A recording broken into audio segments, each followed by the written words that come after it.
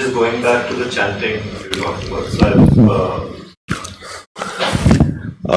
since doing Vipassana, developed some sort of a skepticism towards it. And I just want some clarification on that. So my takeaway, which could be wrong from it, was, at least what I understood of it, is that chanting can often feel like it's made you calm and it's had a great effect on you, but oftentimes what had surfaced and the defilement and everything which was there has been suppressed further in. So you feel that sense of calm, but the issue is still there. So I think I want some clarification on that. When to do chanting, when... In my experience of doing the Goenka retreat, I remember Goenkaji saying, don't do these rites and rituals and just keep with the method and don't mind me while I do the chanting. And Goenkaji does his chanting. I remember that very clearly. And I think when you're on a retreat, an intensive retreat, it is time to keep coming back to the method, come back to the method, focus on the method. When you have all of the group support, you have the extra sense restraint, you have a very good opportunity to have a look more closely. And but in terms of a daily practice, I come from a tradition where we believe we still have some arahants living in our tradition, and last century there were many more, so we know of our teachers' teachers and their teachers, and they're all chanting. So when I look at the living enlightenment tradition, then I feel quite confident. And in terms of suppressing defilements, that's not a bad thing. So that's how I understand samatha. Samatha suppresses defilements. Suppression is different to repression. So when you use something wholesome to suppress something unwholesome, it's not a bad thing. And then from a samatha practice, the extra peace and clarity that you get from a calming practice or a brightening practice, then you have the intention to channel that energy into the mindfulness. So it's like Ajahn Chah wouldn't separate samatha and vipassana. It's like, for example, if you're going to do an hour of breath meditation, sometimes the mind just wants to be aware of the breath and be peaceful. Sometimes it becomes a little bit peaceful, but it wants to think. And so it's like you never really know which way it's going to go. And so we train ourselves to work with the mind, so that if it becomes peaceful, we just let it be peaceful.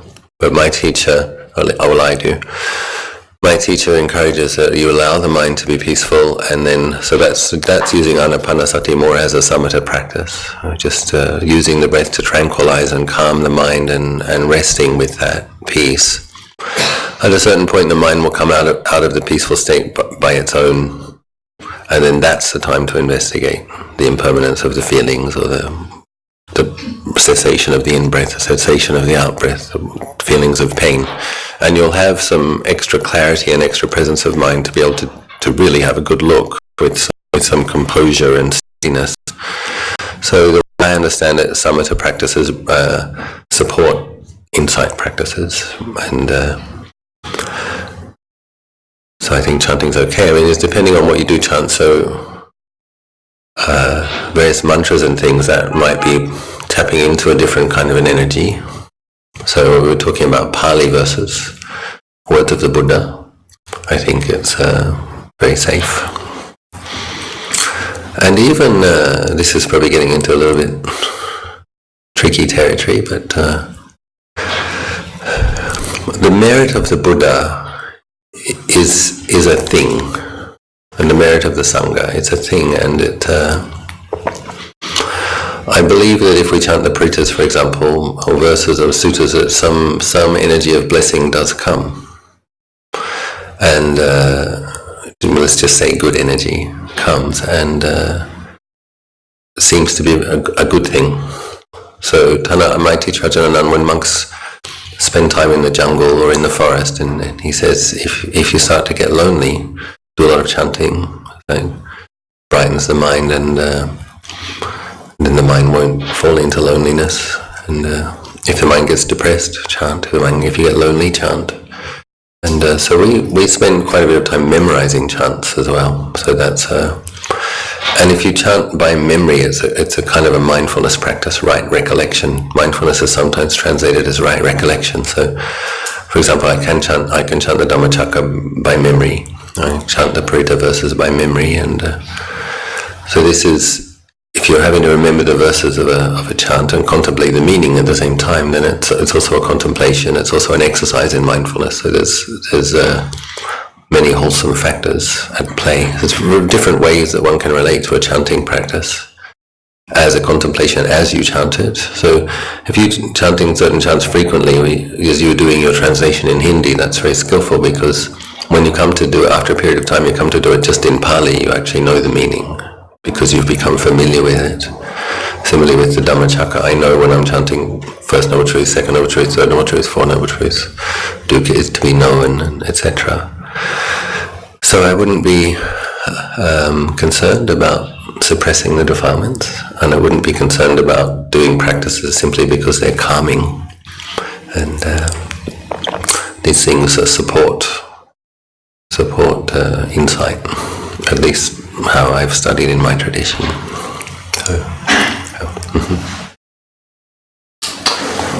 Chanting संबंधित सवाल था कि हमें Vipassana tradition में ये बताया जाता है कि हमें चैंटिंग शायद नहीं करनी चाहिए, सपोर्टिव नहीं है वगैरह वगैरह, तो इस पे आपका क्या मत है? अजहन बताता है कि मूल रूप से उन्होंने कहा कि अगर समता के लिए मन को बैलेंस में लाने के लिए अगर हम कुछ भी कुशल उपाय इंक्लूडिंग चैंटिंग इस्तेमाल करते हैं, उसमें कोई दिक्कत नहीं है। ये जो अजान चाह का ट्रेडिशन है उसमें अलग अलग यूज चैंटिंग का किया जाता है, काफी यूज किया जाता है समता के लिए।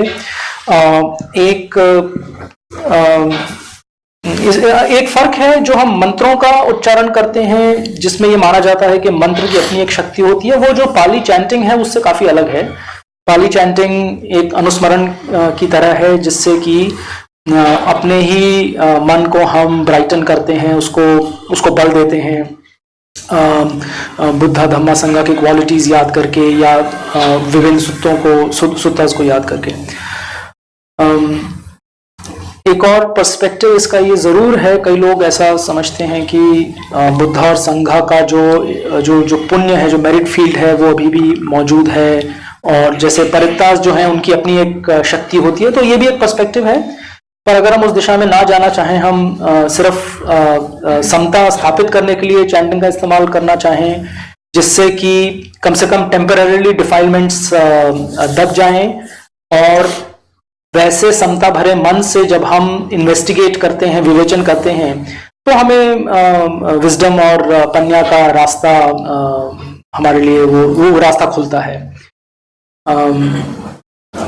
So that's really a summary of what Ajahn said.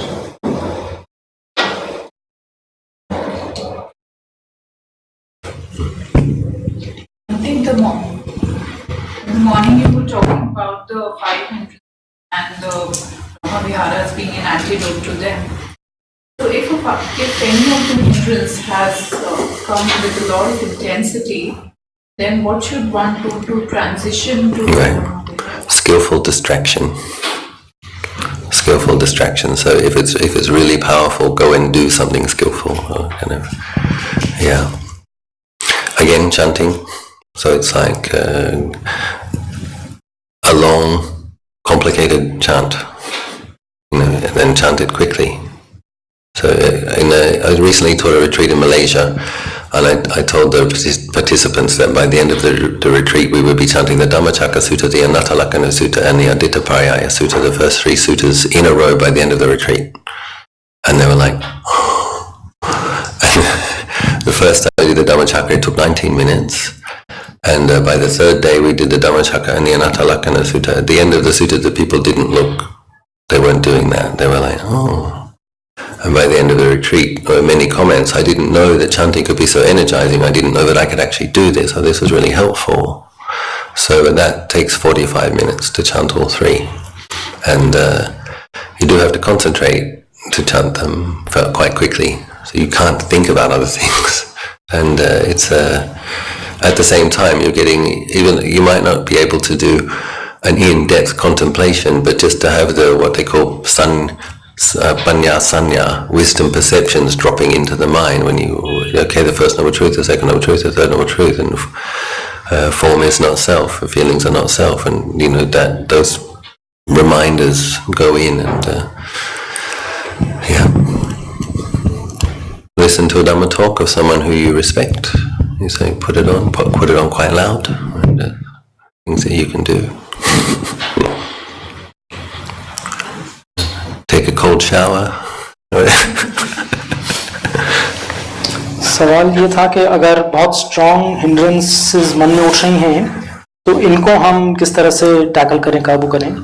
अजान इसके लिए हमें स्किलफुल डिस्ट्रैक्शन बताते हैं, मन को उस हिंड्रेंस से हटाने की बात हमें बताते हैं और दोबारा से चैंटिंग का जिक्र कर रहे हैं। और एक उदाहरण दे रहे हैं कि अभी वो एक मलेशिया में एक रिट्रीट कंडक्ट कर रहे थे जिसमें कि उन्होंने रिट्रीट के अंत होते होते पूरा जो ग्रुप है वो धम्मचक पवतन सुत चैंट कर रहा था। और वो बताते हैं कि उसमें बड़ा बल मिलता है और फायदा इस तरह से होता है कि हम बार बार जो आर्य सत्य हैं उनको दोहरा रहे हैं, अपने मन को उस पर लगा रहे हैं, तो इससे मन में काफ़ी एनर्जी और एनर्जी जागृत होती है। और जो हमारी परसेप्शन है, जो हमारी संज्ञा है, वो पन्या की तरफ, विजडम की तरफ बढ़ने लगती है। और एग्जांपल्स देते हैं वो कि किसी एक ऐसे टीचर को जिसको कि हमें जो इंस्पायरिंग लगते हैं उनका हम धम्मा टॉक सुने लाइव वॉल्यूम पे वगैरह। तो ये कुछ कुशल उपाय अजान बता रहे थे। I might add one more thing. If suppose you've got your time that you're going to meditate, you've set it aside, you're sitting, and then you have a strong hindrance, but you want to be committed to your sitting practice. You don't want to go and distract yourself. Then another thing you can do, which is usually very effective, is a death contemplation. And but we have to be, it has to be a very sincere investigation, and it can sound a little bit violent. So one has to have a sense of context. So you've just said, if I have a very strong hindrance coming up, what can I do? And you want to train your mind to be mindful and heedful and balanced and wholesome. So sometimes we have to use a strong medicine if we have strong symptoms. And so, I mean, one thing I do if my mind gets heedless is you ask myself, you know, you can start quite gently, just as a gentle inquiry. Is it possible that I could die today? Just as a question. Then if you're honest, you have to answer, it's possible. And then you can ask yourself, what are some of the ways that I might die today? And then you can do a little bit of creative imagination. And you know, if you're really aware that you might get run over when you cross the road, or you might fall over and crack your head open in the bathroom, or you might get shot, or the plane might crash, or any number of horrible ways that you could die today, then usually the mind will drop it's like the mind is being a naughty kid, you know, and it's like, it kind of gets it, I mean it. And I do that myself, and it is very effective. Tan Ajahn Anan did death contemplation as his main practice for the first 4 years. And it sounds pretty amazing, but it's a true statement, so I'm happy to repeat it. But obviously he came in with quite a lot of parami, but he said there was a period of time where his mind was in upajjhara samadhi for a period of a couple of months, with this constant awareness that I could die. That for his mind it was very sobering and very stilling, and he had jhana samadhi before he became a bhikkhu. When he became a bhikkhu, that actually degenerated. And what was happening was that he sometimes explained in the process of developing samadhi that it can appear to degenerate, but what happens is when it comes together again, it comes together on a higher level. So it's not necessarily like it might go up, and depending on karma, depending on any number of things, come down again, and when it comes up it can come higher. So that was but he found it, and Ajahn Chah kept saying to him, you really need to do body contemplation, you really need to do body contemplation, but he was content with the results he was getting with his mindfulness of death. And of course when he did do body contemplation, he got deeper results, and So that is one way that we can pacify. Death reflection is a samatha practice. It doesn't lead to jhana, but it leads to upajjhara samadhi, touching on jhana. And it ripens the mind for anicca sanya, for insights into impermanence. It slowly chips away at grasping at things as being permanent. So I think another thing I think that daily, some metta daily is important, is like, that's pretty heavy medicine. If you're on the pillow and you start thinking about the way your skull might crack, or what would happen exactly if the plane crashed, and the flames, and I do these meditations. But if you have a well-established metta practice, you know that you're doing that because you care for your mind. It's like you're not. Lord Buddha says, heedless are likened to the dead, and heedfulness is the path to the deathless. So we have to be heedful. So we have to use this strong medicine, but it's very important that the mind understands that that's coming from kindness, that's coming from not wanting to waste time, wanting to focus because you care for yourself. So they balance each other. We need our Buddhanusati, we need our Metta Bhavana, we need our Marananusati, and body contemplation. So talking a little bit more about the reflective tools that we need to have a balanced practice. So, yeah. तो साथ में तीसरा बिंदु जो कुशल उपाय का इसमें बता रहे हैं हिंड्रेंसेस के लिए, वो मरणोसति का है। और अजान अचलो बताते हैं कि वो खुद मरणोसति काफ़ी यूज़ करते हैं।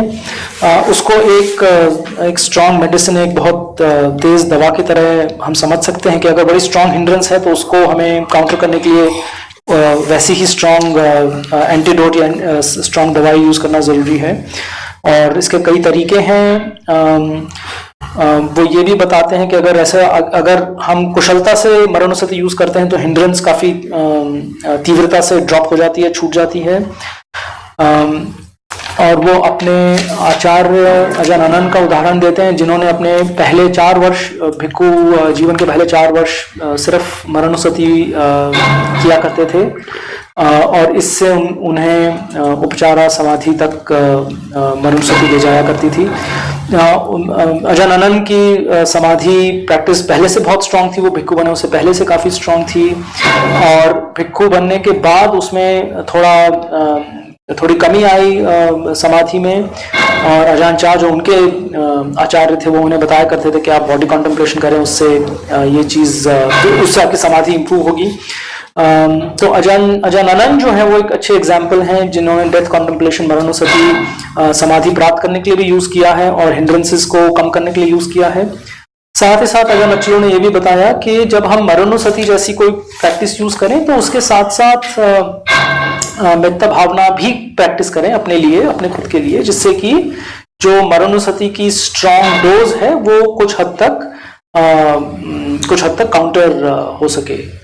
तो दिस वाज ये तीसरा उन्होंने स्किलफुल डिस्ट्रैक्शन हमें बताया मरणोसति।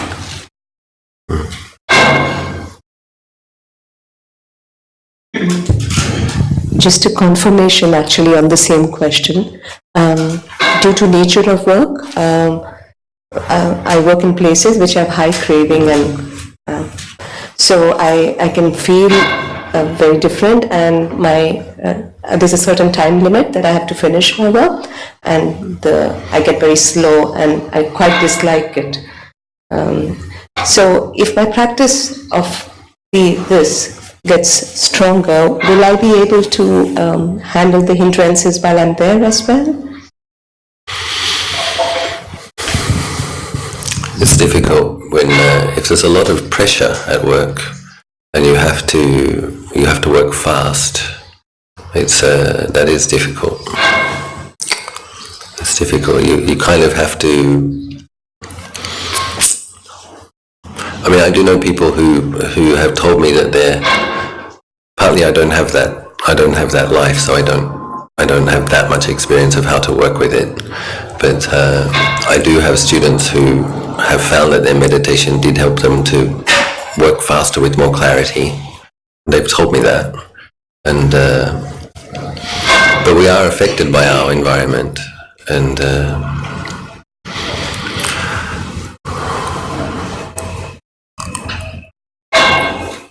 there's phrases in the Metta Sutta. It's unburdened with duties, frugal in their ways, peaceful and calm and wise and skillful. It's aggressive work environments are challenging. So probably I would make metta to myself as the main practice, and understand that you're going to experience it as being somewhat traumatic. But the metta to oneself is a survival skill. How you protect your mind or kind to yourself while you're in an aggressive environment. And in the morning and evening practice to put it down, put the day down. But if you can carry metta with you and take care of your mind with metta, so if you get skilled at it, there's just a kind of a feeling of, oh, that hurts. This sensory contact hurts, or that person's projection hurts, or this work pressure hurts, and then there's just this, may I be well, may I be happy, may I be well, may I be happy, as a kind response to it as it's occurring. There's something else in the mind at the same time as the pressure, and probably your mind will be able to concentrate a bit better after work if you're able to maintain that. So sometimes we have to work quite hard and quite fast, but at the very least you have this attitude of kindness towards yourself well established. It's not uncommon for people whose practice deepens to change their place of work either. So sometimes we just decide, you know what, this isn't serving my best interest, and if there is another option, sometimes we move to a more peaceful place. And metta practice does produce a lot of merit. So you can also dedicate merit to specific goals. You know, due to these merits, may I find, in terms of samma ajivo, the factor of the Eightfold Path, right livelihood, you know, due to these merits, may I have a job that I can practice with, that is suitable. So sometimes things open up, you know, quite surprisingly that you don't see. If one's lifestyle really generates significant amounts of merit, then interesting things can start happening in terms of opportunities. So, yeah. We meet nicer people and meet people with metta, and if we resonate with that vibration, and yeah. सवाल था कि मेरे काम करने की जगह पे work place में काफ़ी हिंड्रेंसेस हैं, स्पेशली काम तन्हा के आसपास, सेंशुअल चीज़ों के आसपास. तो इसको मैं किस तरह से हैंडल करूं? अजन बताते हैं कि अक्सर ये जो परिस्थिति है, जो एक प्रेशर और एक बहुत तेज़ गति से चलने वाले वर्क प्लेसेस जो हैं, इनका अपनी साधना पे और अपने व्यक्तित्व पे काफ़ी असर पड़ता है. ये और जगहों पर भी देखा गया है. और एक तरीका तो इसका ये है, उसको शॉर्ट टर्म में देखें कि मैत्री भावना से हम कम से कम अपने मन को जो इसी वर्क प्लेस में फंसा हुआ है उसको थोड़ा सुकून दे सकते हैं. और अगर मेत्ता भावना हमारी मेन प्रैक्टिस है तो कुछ हद तक हम इसको काउंटर कर सकते हैं. ये एक तरीके से मन के लिए एक सर्वाइवल स्ट्रैटेजी हो जाती है एक एग्रेसिव एनवायरनमेंट में अपने आप को चालू रखने के लिए. लेकिन प्रिंसिपली अजान ने कहा कि मूल रूप से काफ़ी टाइम ऐसा होता है कि लोग ऐसी वर्क एनवायरनमेंट को बदलते हैं जो कि धम्मा के साथ कॉन्ग्रुअस नहीं है, जो कि धम्मा के लाइन में नहीं है. वो ये भी बता रहे हैं हमें कि एक मेत्ता प्रैक्टिस करने का एक और फ़ायदा ये होता है कि उसका अपना एक मेरिट फील्ड होता है, एक पुण्य का उसका अपना एक क्षेत्र होता है. और मेत्ता प्रैक्टिस करने से जो पुण्य हम जनरेट करते हैं उसके अपने बहुत सारे फ़ायदे होते हैं, इंक्लूडिंग कि हम ऐसे लोगों से मिलते हैं जो जिनके साथ हमारे विचार मिलते हैं, जो हमारे लिए कंस्ट्रक्टिव होते हैं. ऐसी परिस्थितियां उत्पन्न होती हैं जो हमारे लिए कंस्ट्रक्टिव होती हैं. तो ये एक और फ़ायदा है मेत्ता जनरेट करने का. लेकिन प्रिंसिपली शायद हमें ये सोचना चाहिए कि मेरा वर्क एनवायरनमेंट में ऐसा कैसे रखूं या ऐसा क्या काम करूं जो धम्मा के साथ कॉन्ग्रुअस हो, जो धम्मा के साथ लाइन में हो.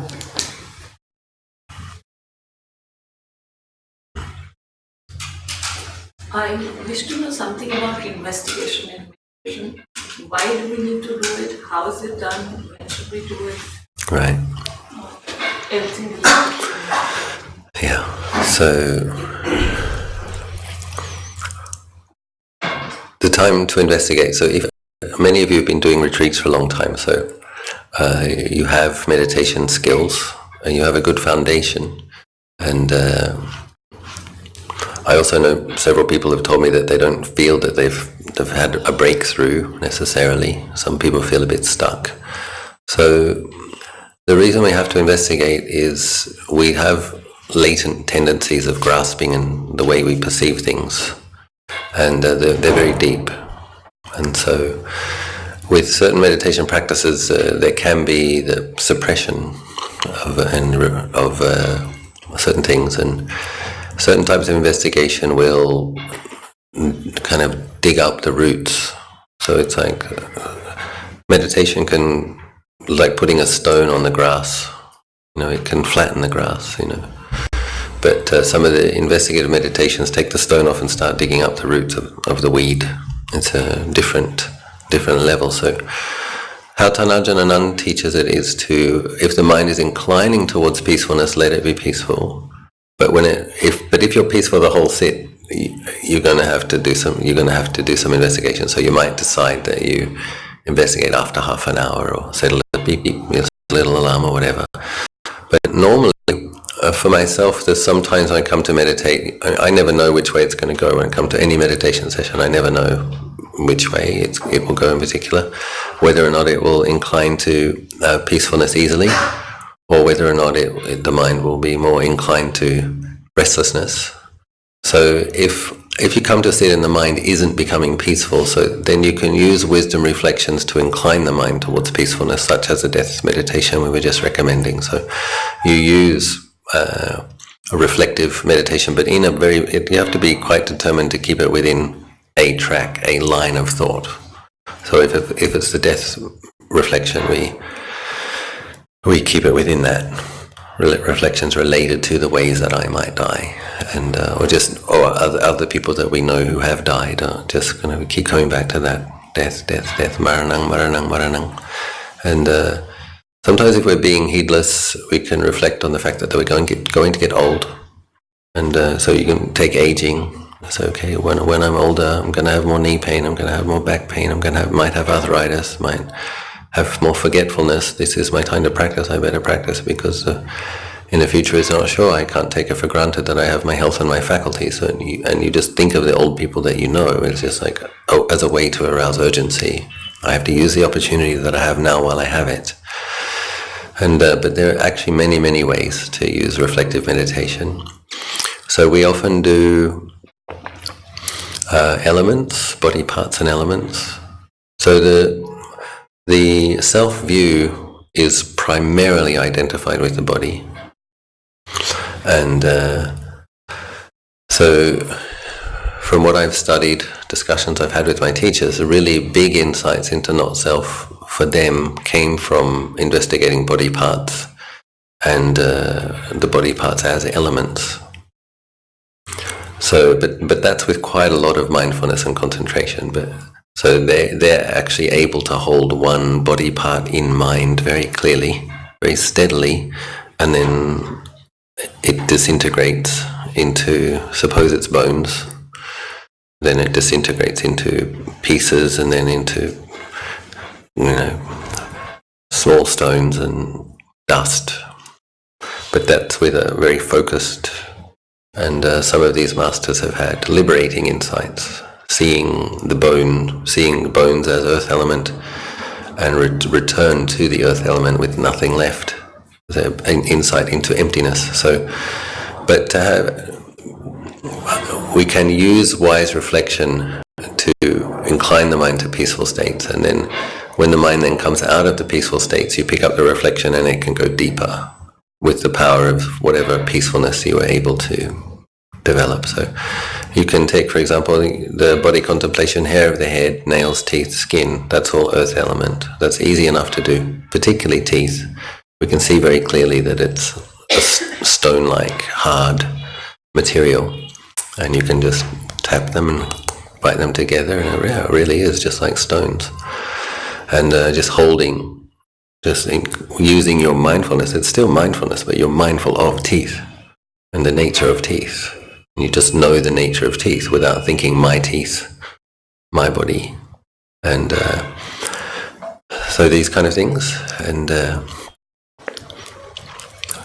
classic reflections, aging, dying, nature of the body parts as elements. And sometimes, we get a sense for how much the self-view causes us to be miserable. You can hear these stories of people that don't have an attachment to perceiving things as self, and you meet some of them, and they're very kind of happy, light, joyful people. It's not like letting go of your attachment to self means you become a zombie. It's like, I'm not self. And it's not like being an arahant makes you like a ice mountain, No more greed, no more hatred, just ice. They're very joyful, beautiful, radiant minds, liberated minds. And so the self-view is something which constricts and oppresses the experience of the body and mind. We're holding on to something which causes a lot of pain. So we can just ask ourselves, okay, where is it? Where is this self?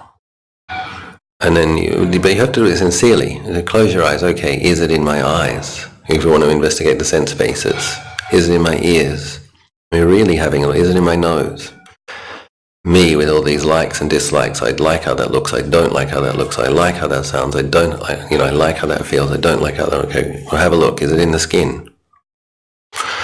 And if you do this sincerely with some peacefulness, the feeling of being a self can drop away from your conscious experience. So it's like it trips itself over. It's like you see, oh, there really isn't. It's not there. And then it comes back. And but if you can have that kind of experience, Tan Ajahn Anan calls it temporary liberation, where you're using different path factors, some mindfulness, some concentration, some wisdom to investigate, and you can get a break from it. Then when it comes back, you don't believe it as fully. And similarly, you can do it with not just sense bases, but then with actual body parts, or all of these emotions, the passions, the lust, the anger, the irritation, the hatred. Where are they? It's mostly in this area. Okay, so is my heart, is that me? And just get a sense for this fleshy muscle pumping blood. And isn't that amazing? It's not actually there, actually. I have all these thoughts and painful types of thinking, neuroses and obsessions and grudge holding. And okay, go to the brain, have a look. Is myself in the brain? And when you investigate sincerely, go, where is it? This thing that causes lots of difficulties, where is it? Where is it? And you investigate sincerely and you find it's not there. It's not in the body. And so what is it? And we just get really interested. What is it? How does it work? What's doing this? So the most senior Western disciple of Ajahn Mahabua, he was saying, most people are caught in the projections. It's like the mind is a projector, and we're caught in the pictures of life and the drama, reacting to it. And he said what people really need to do is having a look at the projector itself. What is this thing that's projecting self and other onto everything? Where is it? And we begin to understand that it's a habitual assumption, a way of seeing things, a very deep habit, which isn't the truth. And so there's ways to, particularly obvious, I think, is the body parts. So apparently we have about 7 liters of blood in a human body. 7 liters of blood. So you can visualize that in a basin in front of you and ask us, you're already going, but it's there all the time.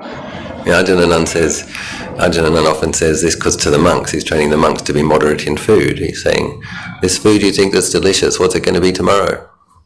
Just ask them. He says, and you know what it's going to be tomorrow, you know, but it's sleeping with you at night when you lay down at night. It's already in there. Think of what you're sleeping with. He just makes people think about, excrement. Just about to have a nice meal and you're, oh, yeah. So, those investigations do work. So you can visualize 7 liters of blood and ask yourself, is that me? Am I that? And you can have a feeling of detaching from the body, a feeling of not identifying with it, and then the mind's very happy to be with the breath. So we have to find ways to, it's like a bit like Aikido, kind of, we have so many unskillful fantasies. And with so much obsessive thought about the future, and it very rarely goes how we think it will anyway. So we start to use our capacity to fantasize and to think against those habits, and the mind can fall over itself and become peaceful. So in general, just to recap, if you come to sit and the mind's becoming peaceful, allow it to be peaceful. When it moves from that peace, do some investigation. So that can be the feelings, not necessarily just sweeping, but it might be, suppose you have knee pain. Really look at that knee pain and see the way that it's millions of feelings constantly changing. And then if you can, keep watching it until it ceases, because no matter how painful it is, at a certain moment it's just not there and it comes back again. So a lot of pain can really help the mind to focus. And so you're looking at that, you're noticing all the nuance, all the change, all the flux, and then the cessation. You can develop deep insight with that also. And then looking deeper into body parts and elements. So then you can use these reflective thinkings to bring the mind to peacefulness. Allow it to be peaceful. When it comes out, and investigate further, more deeply. As a warning, if you've had a really nice peaceful meditation, it's not recommended to get up and then go and do your favorite sensual thing. We actually have to be quite careful, because after a peaceful meditation there's good energy in the mind. And if you go straight to the fridge and eat the gulab jamun, you might find, I just had a gulab jamun, so you might find that you like gulab jamuns even more than before. So you have to be careful what you do with that good energy. You shouldn't go straight and flop in front of the TV with a very bright, open mind and then go look at something really violent or sexual. You have to be aware that you've generated energy. The mind is more open. You have to be careful what you expose yourself to. So it's good to go and read a Dhamma book or listen to a Dhamma talk, or be careful. Ajahn Anan was once saying that it's not necessarily a good thing if people develop jhana samadhi too quickly, because if they don't yet have really strong mindfulness and really strong wisdom as well as samadhi, then the energy of the samadhi will go into unwholesome. It will go into the kilesa, and then you can end up having stronger kilesa than you had before. So we have to develop strong mindfulness, strong wisdom, and strong concentration together. Okay.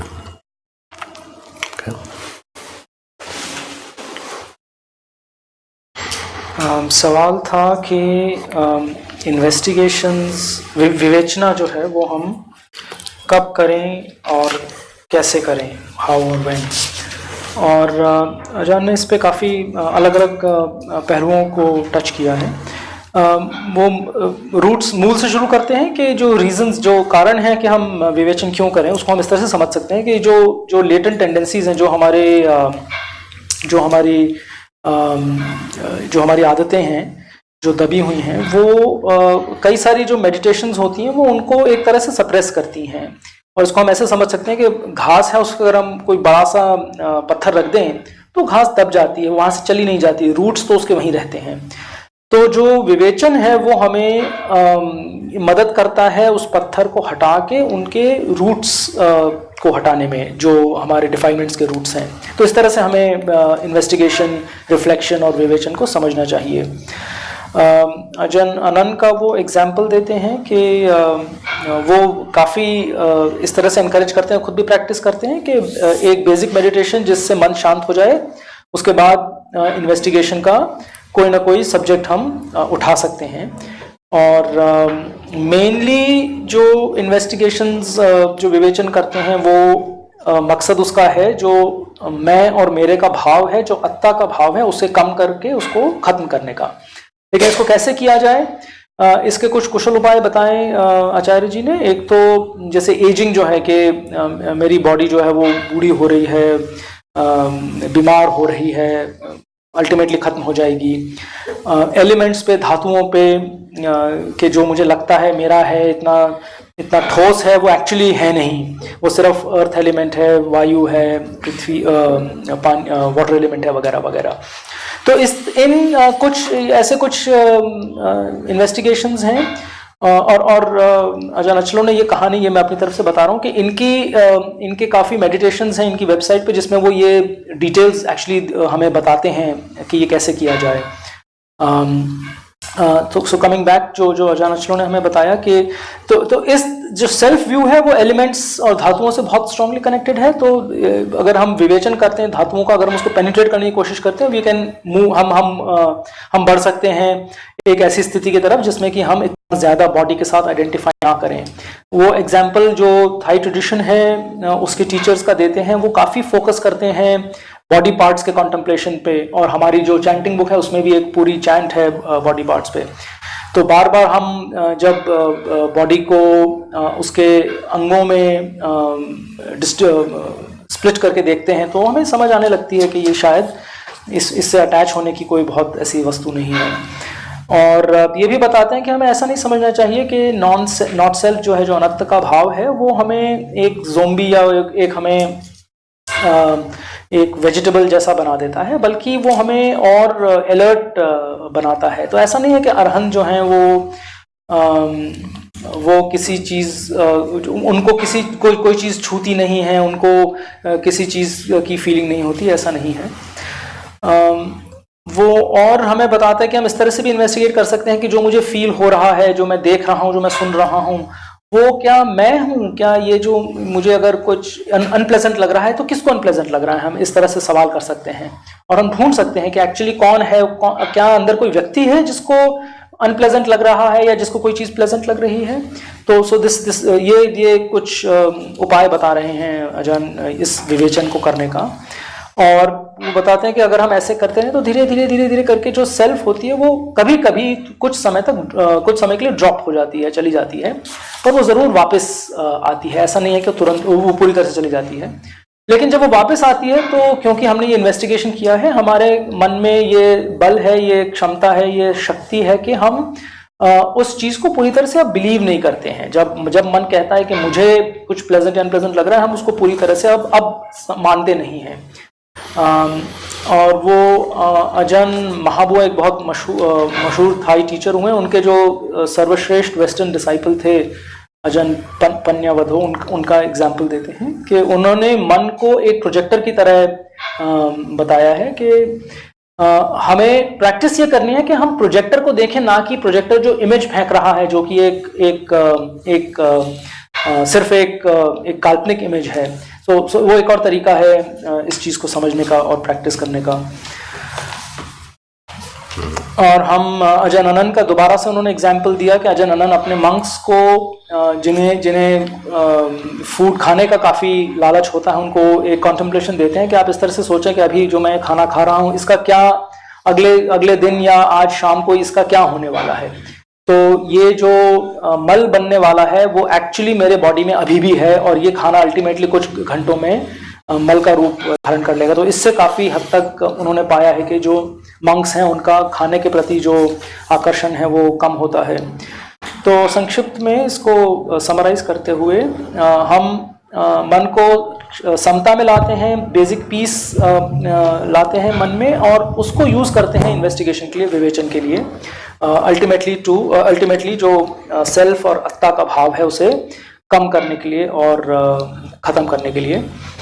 एक last चीज़, आखिरी चीज़ उन्होंने ये भी बताई कि कई बार ऐसा होता है कि जब कई लोगों की समाधि बहुत अच्छी पुष्ट होती है, वो समाधि में बहुत जल्दी चले जाते हैं, उससे कभी कभी जो डिफाइलमेंट्स हैं वो और स्ट्रॉन्ग होके भी बाहर आती हैं. बट समरी उनकी ये थी कि हम इस तरह से यूज़ करें कि हम समता स्थापित करें और फिर ये अलग अलग इतने सारे जो इन्वेस्टिगेशंस हैं उनको यूज़ कर सकते हैं. Ajahn, I actually suggested that there were meditations on your website that describe this in more detail also. Yes. Yeah, there are some investigating the body as elements in space, meditation and death contemplations and metta meditations on my website, peacebeyondsuffering.org.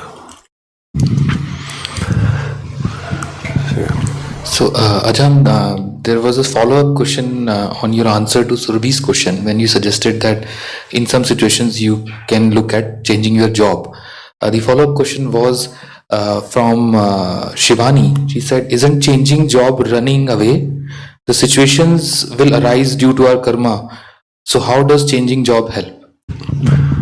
Lord, there is a phrase that comes to mind that's in a sutra, and I can't remember what sutra it is, but Lord Buddha says, if there is a thorny bush in the road, disciples of the Buddha are encouraged to walk around the thorny bush. And Lord Buddha did not say walk into or through the thorny bush. So, of course there are choices.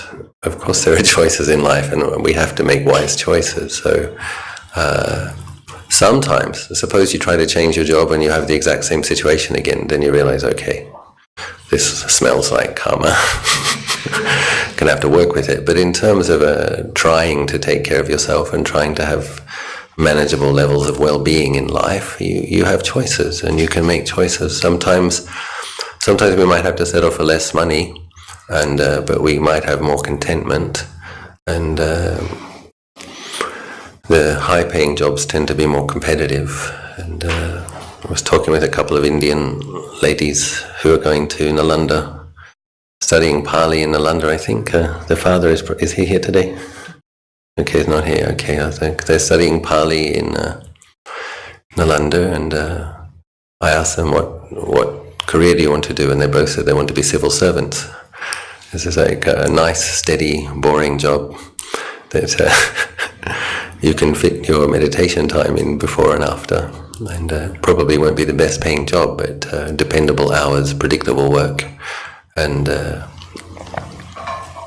yeah. I know sometimes civil servants have stressful jobs as well. I know. Sorry.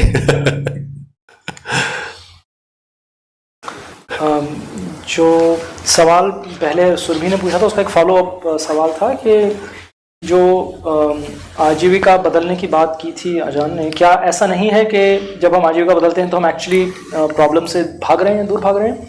आजान उदाहरण देते हैं कि एक सुत्त है जिसमें कि बुद्ध ये बताते हैं कि यदि अपने रास्ते में कोई पथरीला कोई कांटेदार झाड़ी आती है, वृक्ष आता है, तो हम बुद्ध के जो शिष्य हैं, जो संघ है, वो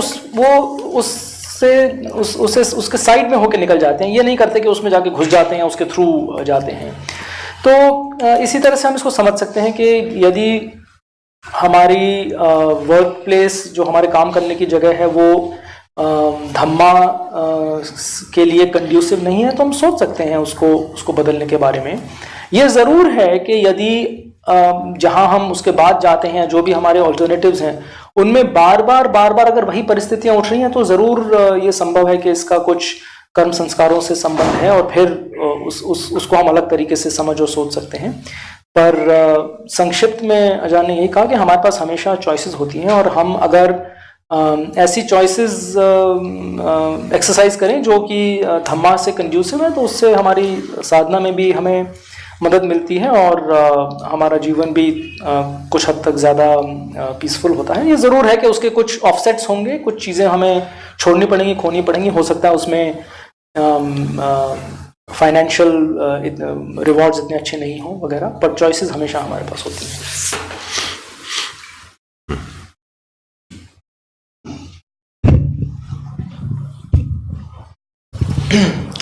I'm wondering what the difference is between the 5 spiritual faculties and the 5 powers. Yeah, okay. So the way I understand that is the faculties are there. It's something that we just have. It's part of the hardware. Then if they're cultivated, that they become a spiritual power. So with faith, for example, if you don't have faith in something skillful and wholesome, you'll probably end up having some kind of superstitious faith in something. And so people end up thinking that sacrificing animals and offering blood to spirits will be a way that they can get by in life, and they end up having a unworthy object of faith.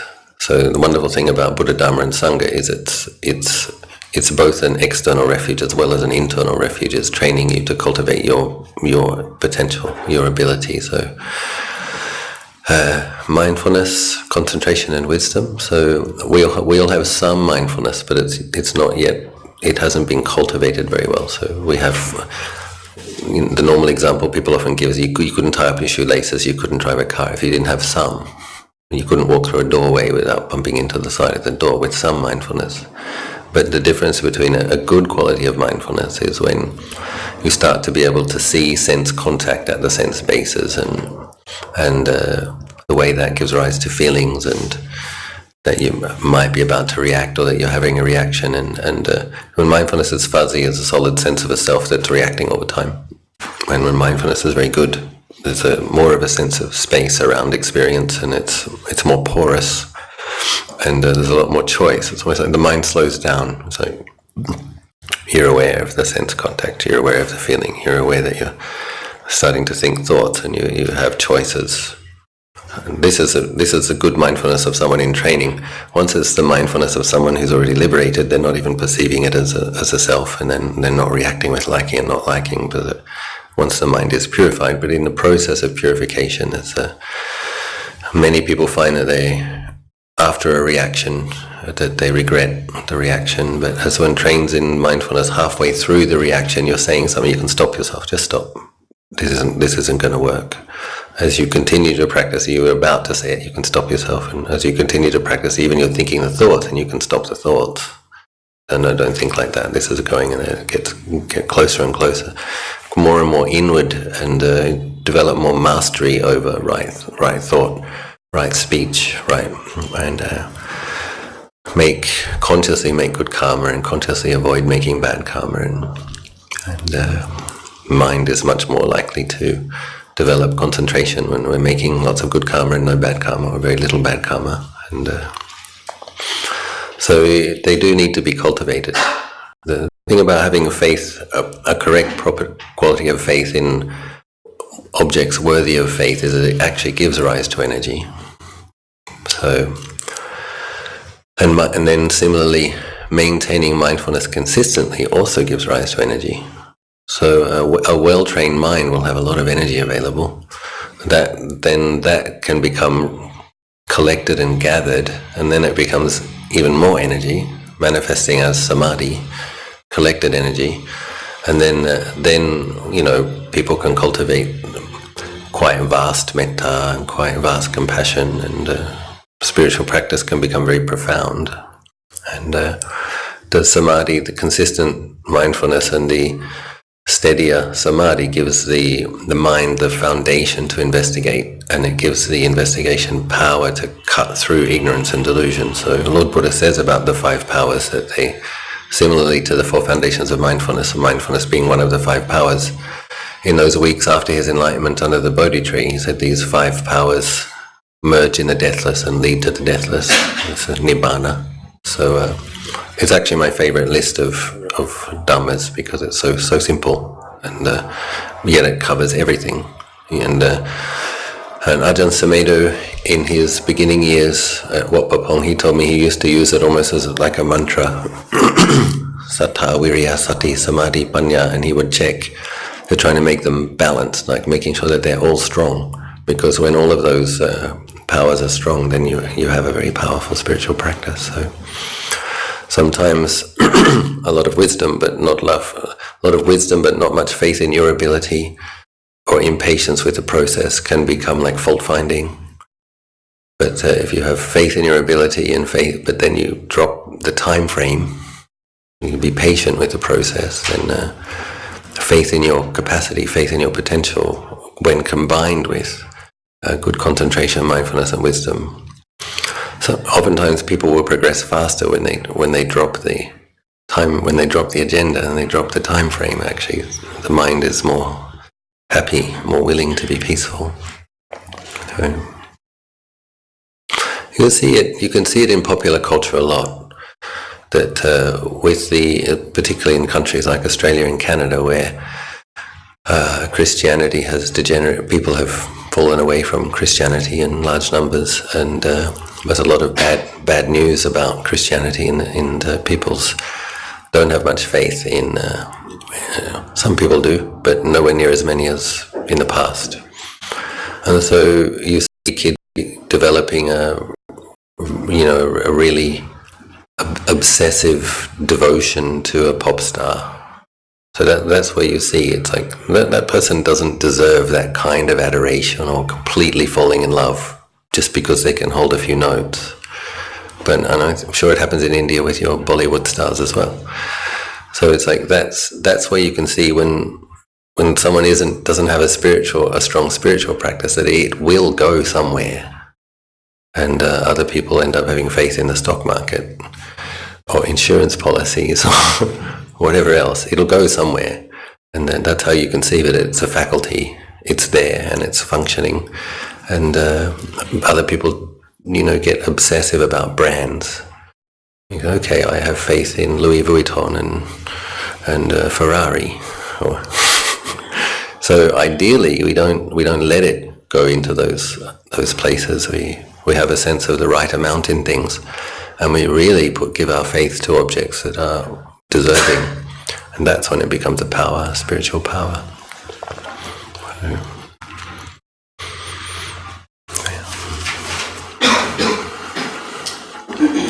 जो 5 आंतरिक शक्तियां होती हैं, faculties हैं, वो और जो 5 बल हैं, इनके बारे में पूछ रहे थे, इनमें क्या फ़र्क है। बहुत संक्षिप्त में अजन कह रहे हैं कि जब हम जो आंतरिक शक्तियां हैं उनको जब ट्रेन करते हैं, उनको प्रैक्टिस करते हैं, तो वो बल का रूप धारण करने लगते हैं धीरे धीरे करके।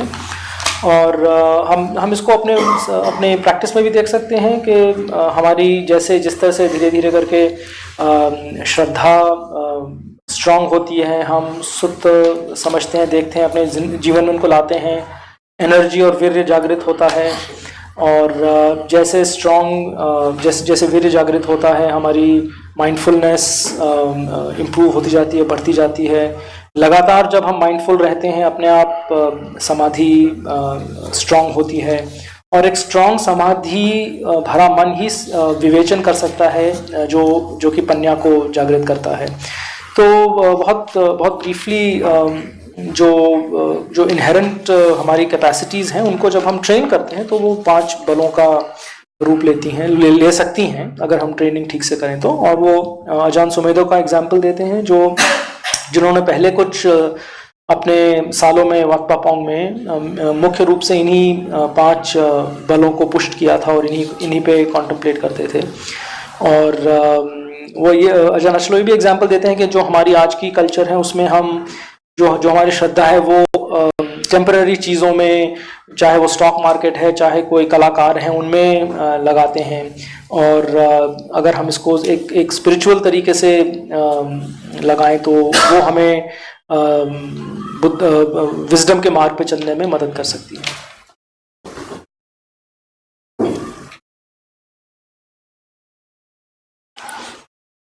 I was recently studying a text called the Buddha Wangsa, and where Lord Buddha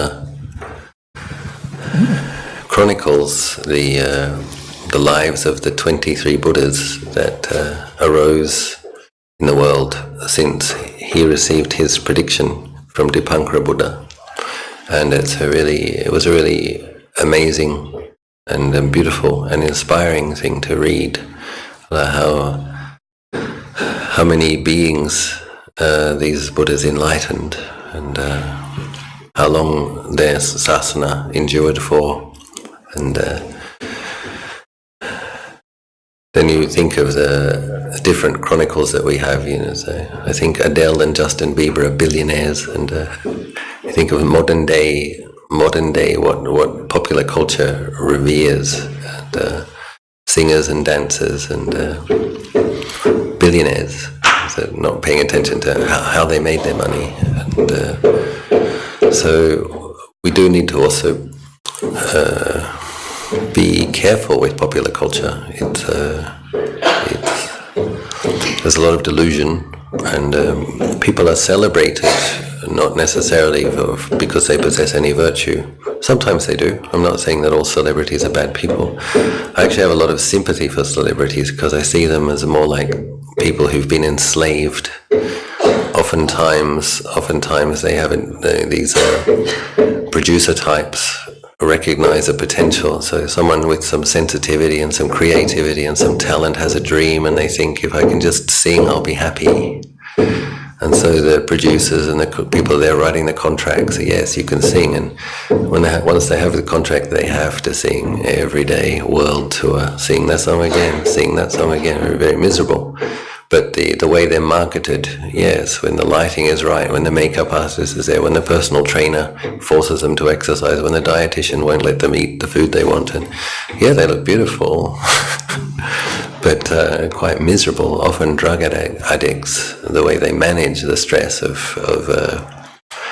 being enslaved to the record company is with drugs. So we shouldn't give too much attention to these believing what media presents to us, and it's Maya, deception, and really good to develop noble friendships, and rather than being in relationship with media and wasting time, then developing spiritual friendships and spiritual practices, spiritual refuge. And I think you're quite fortunate living in India because you can catch the overnight train to Bodh Gaya. And so, people from overseas, we have to get expensive plane tickets and visas, and you guys can just catch the second-class sleeper and third-class sleeper or whatever. Practicing in Bodh Gaya is something I would like to recommend, is having done quite a bit of it myself there. I think most people know I accumulated 3,000 hours of formal practice under the Bodhi tree. And one of the reasons I recommend it is for people whose spiritual powers or spiritual faculties are not yet very strong. We're cultivating them. There's a certain quality of good energy and blessing there that even the people who were there recently with me for a few days, you find that you're able to sit longer with pain, you're able to sit with loud noise. And so if you sit long enough, for example, if I was sitting 2.5 or 3 hours and 3 or 4 times a day, then at a certain point in that 3-hour session, see, we can develop good insights with long sessions, because you can see that your mind, things that are affecting your mind, you can see them cease. So, for example, with a loud noise, you might be irritated by it, but you've already made a commitment. You're going to be sitting there for 2.5 hours. So, at a certain point, the mind gets fed up with being irritated, or it just stops being irritated, and you can find that the very same noise is there in the very same body and the very same sense base, but the mind has this experience of serenity and tranquility. And we learn a lot from that experience. We really learn, it's interesting, I'm definitely reacting, and when I react it's painful. And it's possible to have the same body, the same mind, the same experience and have no reaction. And so, but it's as if you get more help in that place, to more inspiration. I guess this is where we see how the spiritual power of faith can help, when the level of inspiration is higher and the faith of others also inspires us. We can sit for longer, and then we can notice how the mind can change a lot within one session. Things that we grasp at, things that cause suffering, fall away from the mind, and we experience the mind that isn't grasping at those same things and not suffering. And if you can do it repeatedly, then we begin to learn reactivity as something we can do or not do. If faith and mindfulness is strong enough, we can drop reactions or not react. and also give us faith in being willing to sit longer, like, see the value. And,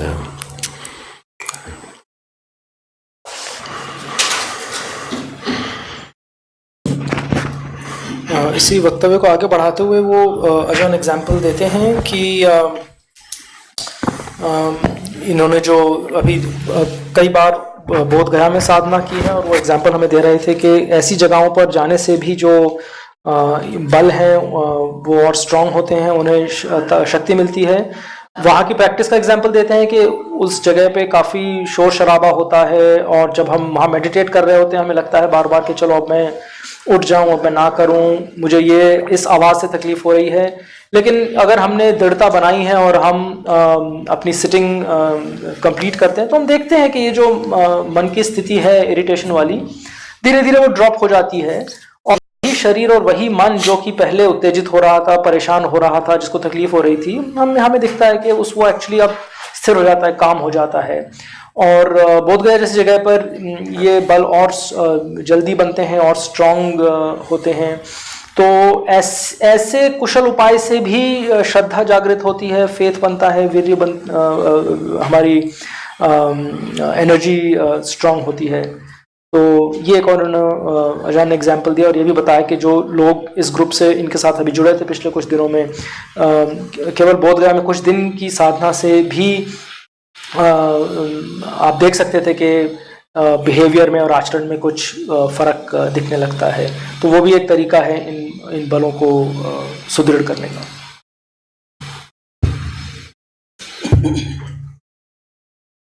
toilet break. There was a request for an opportunity to go to the bathroom every hour and a quarter or so. So we have a chance to go to the bathroom. Okay.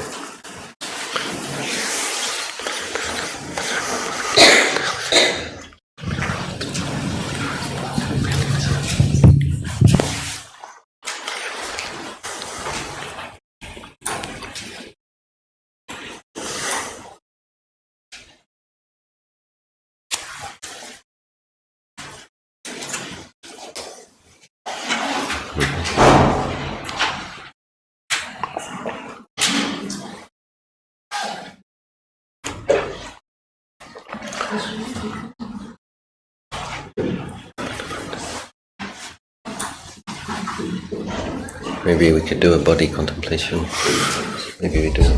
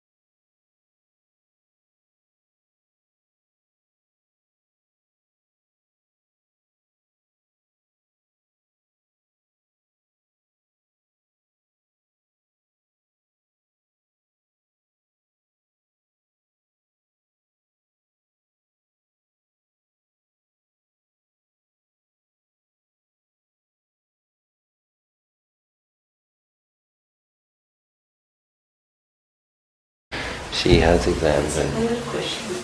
How should I tackle exams? The last exam was before. do you study till? Are you a last minute studier? Or are you a,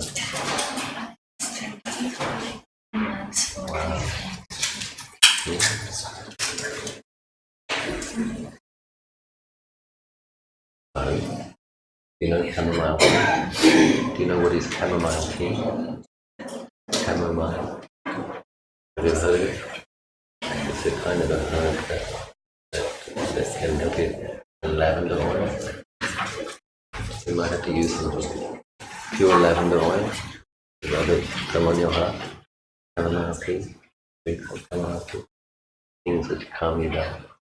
A bath with some lavender oil.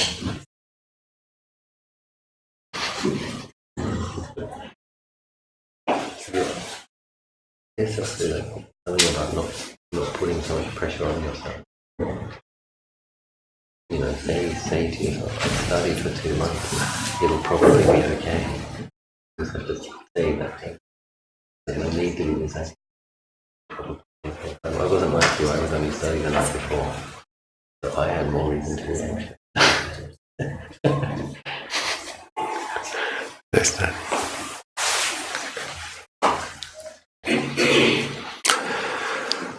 We're going to do one more guided meditation, and there'll be another chance for some questions and answers. I'd like to do some body contemplation, and when you're doing something for the first time, don't necessarily expect amazing results. Just we're studying another way to practice, and then if you see that it might be beneficial, then it's through repetition in the future that we learn how to do it. We learn how to place the mindful attention in these ways.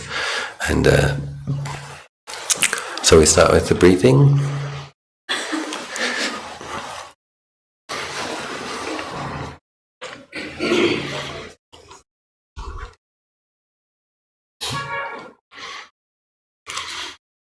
Simply aware of the feelings of the breathing as it comes in the body.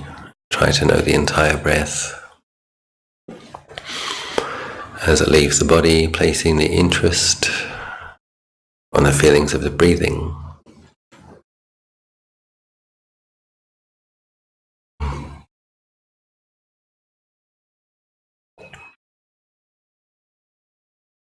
Aware of one in-breath, aware of one out-breath.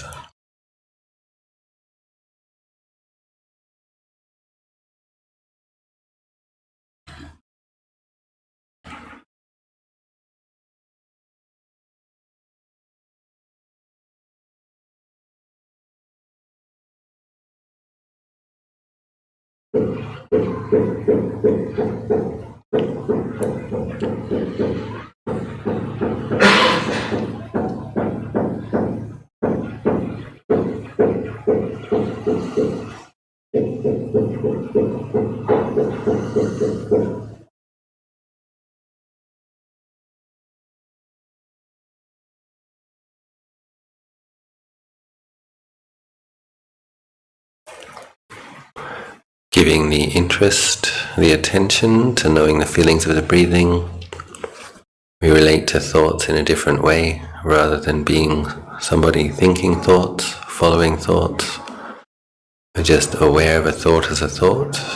We allow it to drop away. We give the interest to the feeling of the breathing.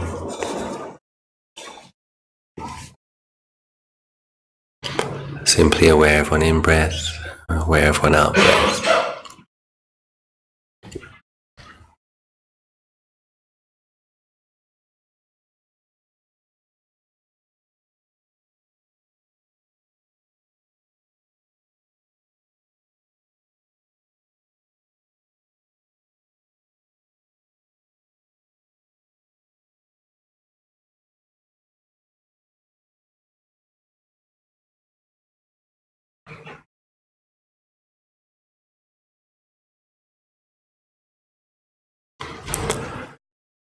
When I ask you to place the mindful awareness on a part of the body, we continue to be broadly aware when we're breathing in and breathing out, but we don't know the breath in as finer detail. So now, aware of the hair of the head. On one level, you know when you're breathing in, you know when you're breathing out, but you place the mindful awareness in that area and just try to know the texture of hair, these dry, string-like fibers. The Pali word for hair is kesa. You can use the breath, breathing in kesa, breathing out kesa, or you can use the English word or the Hindi word, hair of the head, hair of the head.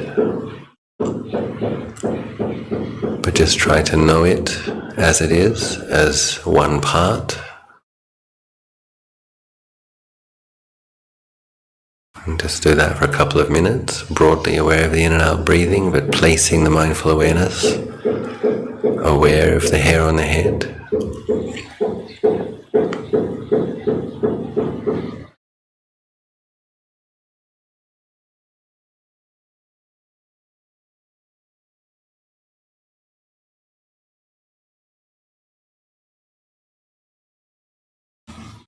Breathing in kesa, breathing out kesa.